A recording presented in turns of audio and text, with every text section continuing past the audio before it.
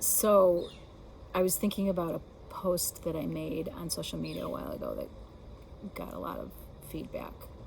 Not so much on Facebook as it did people contacting me privately, which always amuses me that people won't say things on social media or comment or even like, and then they will take the time to actually send me a private message afterwards. But that happens, and that's reality. So it just tells me that there's more to this than what we see. It's easier to be anonymous. So it was about knowing that guy, and it's not always a guy, so I shouldn't say it's a guy, but it's about knowing that person who you go to dinner and they order, steak and lobster and dessert and a Caesar salad and run up the bill, and then the bill comes and either they're not there to pay the bill, they run to the bathroom, or they just barely put in enough to cover themselves. And we all know the guy who cheats on his wife. He's out with the guy's guy friends. He's looking at every woman who's sitting at the bar and making crass comments, and then he goes home to his wife and it's, he's husband of the year.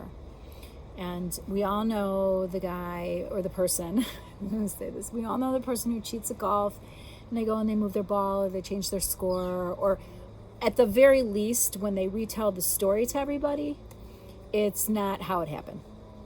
And we all know the guy, the person who gives to charity only when their name is involved and when they can make a note and they can attach it, or they will tell the story over and over and over again.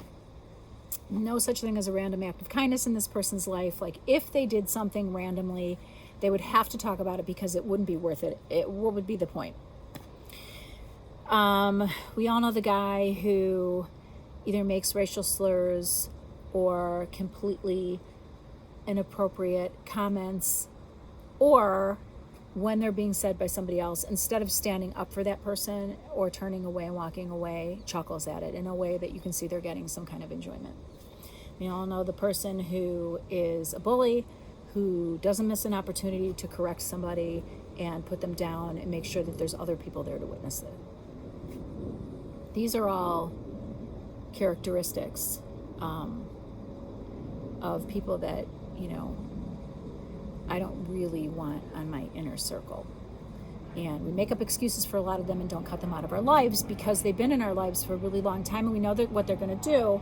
And so we kind of just accept it because it would seem sort of petty to just say, I'm going to cut them out of my lives for something. That's just who Joey is. That's just who Nancy is. That's just who they are. Well, okay. I don't happen to agree with that. I like to cut those types of people out of my life, but that's not who we put in office to make decisions to take care of us.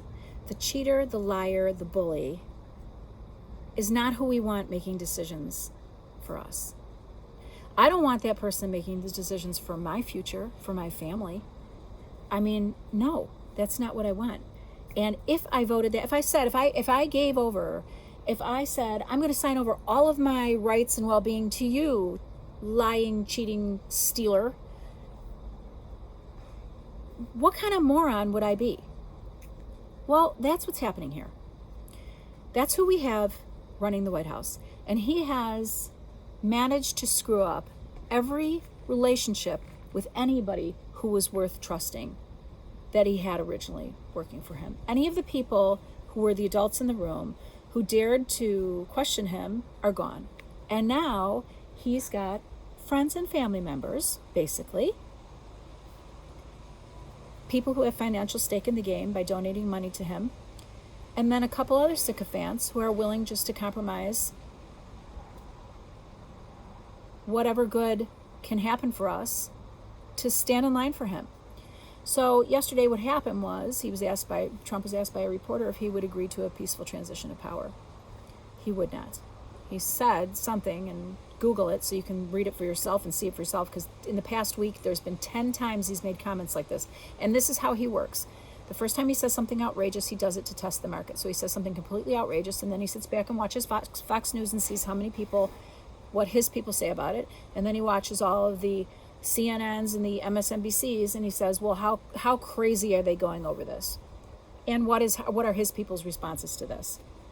And then it's a test market. So if it's not outrageous, if it is outrageous, then he says, I was just kidding. I didn't mean that. You guys have no sense of humor, which we all know that he doesn't kid and he does not have a sense of humor. So there's your first. But then if people aren't enraged, then he all of a sudden starts to push it a little bit further and test his boundaries.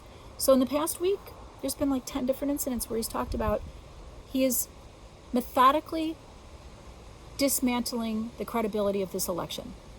And he's not just talking about it. He's putting in he's taking action. He's going through the courts, state to state. So this should scare everybody. The fact that it's even being talked about to me is scary. But the fact that he's got other people who are not putting the brakes on is the really frightening part.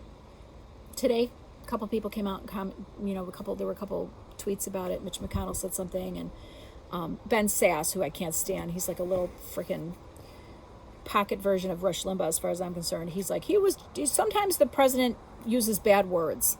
Well, fuck, what is with this? Why is that okay? He's the president. He shouldn't be saying any of this.